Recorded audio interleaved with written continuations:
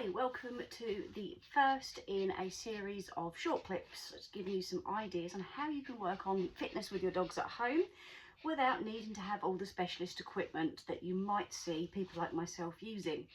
Now, because we work with fitness and dogs every day, and because we do online services like our online masterclasses, and because I work with my own dogs, I have a lot of canine fitness and conditioning equipment. However, majority of people won't have these at home. They do obviously cost money. They need places to be stored. So I wanted to give you some ideas of things that you can actually use at home that can be safe and productive. So you can see that actually getting started on your dog's fitness journey doesn't mean you need to have lots and lots of fancy equipment. And in fact, a few household items can be used for more than one exercise as well. So part of a warm up, some of the exercises that we do involve a paws up. That's front paws up. So a front paws up item literally can be anything that your dog can comfortably put their front paws on.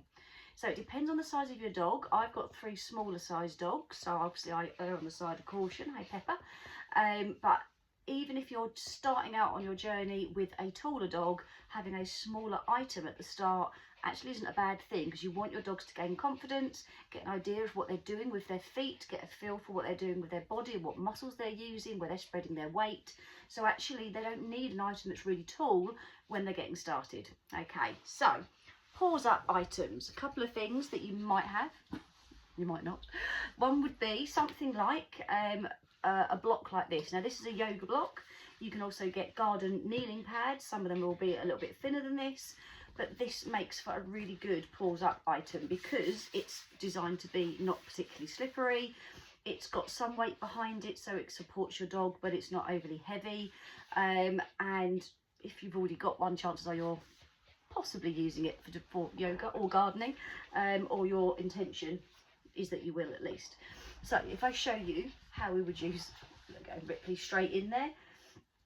Good girl, can you go in over there and we can see Merlin then. So Merlin's doing a nice paws up here, Ripley paws up. So that's what we would be using for a paws up item, okay? It doesn't need to be very tall, like I say, it just needs to be big enough for the front feet to get on comfortably so they're not having to squeeze together. It's not wobbling, they're not sliding, the item isn't sliding. So it makes for a really, really good item for paws up. And as you can see, they both like it. So we have something like that. You can come off there now. Hey, pop, pop. And do the next thing for me. Yeah, pop that there.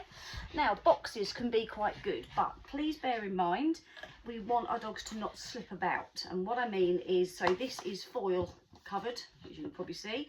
However, it's old and it's been dusted lots of times. It's had things on it. So it actually isn't as slidey as it used to be.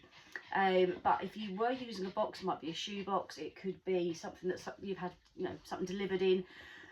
If your dog has got a little bit more weight behind them, you might need to make sure that you fill the box first, put something in it, then close it back up again so your dog doesn't obviously fall through the middle. But also if it is a little bit slidey, you might need to put something on the top, either cut out a piece of a yoga mat, something like that. Or put something on it that isn't going to be slippery. And likewise with the bottom, if they put their paws on and it slides out, actually you could do more damage than not, because we don't want them pulling ligaments, tendons, etc. So I'll show you this with Pepper, who's currently following a fly around the house. Merlin, right, Pepper Potts, can you do a paws up on here for me? Paws, yes. So she's never done it on this box before. You can see she's a little bit apprehensive at first. Good girl. I knew she wasn't going to slip because it's not a slippery box and the floor is fine as well. That's a good girl. And so she's holding that nice position. So again, not too high, just about the right width for her because of where she puts her feet. That's a good girl. And that was very nice. You can come off again for me, baby. You want to stay on it? You can stay on it if you want. Another thing that I have these around the house for my dogs, but you might have them because you have children. Soft play items are really great because obviously they wipe down. Often they are that bit smaller because they're meant for children. These were steps that were, I don't know, oldie, little, one of the two, in the last few weeks. Didn't cost a lot, but like I say, you may already have it. Marketplace has them quite a lot. These are steps, but you can get plain blocks, you can get all sorts of different shapes that would work. You can also get the big gym mats that kind of fold up. So you could end up with it folded several times for quite a lot of height, or undone and just folded once or twice to give you a little bit less height as well. So the nice thing with this is if I was working with maybe a taller dog, I could start off with the lower size and then I could build up to the higher size if I wanted to. So Ripley on the lower one, good girl. Merlin Curl, come on baby, yes. On the higher one, even though he's not a tall dog, just to show the difference with the heights there. And again, it's not slippery, but if you had something that was slippery that you wanted to use it because it's a good height for your dog and it's strong, just put something on top of it, like I say, an old yoga mat you can cut up, or something else that's got a nice bit of material that you can put on top. Just glue it on, it would be absolutely fine.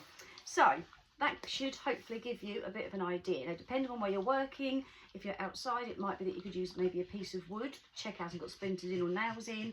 It might be something like a brick, garden furniture. It depends on what's outside, of course. Your back step might work. It might be in the house if you have stairs. Your bottom stair might work for your size dog. But pause up, and all of the different types of pause up exercises we do in fitness and conditioning, for warming up, for the strengthening and for the cooling down.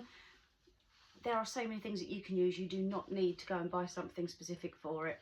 So I hope that's given you some ideas. If you think of something and you're not sure if you could be using it for fitness, just pop it in the comments or drop us a message and I'll be more than happy to help you, and I might be able to give you some ideas of how to use it as well. Good girl. Right,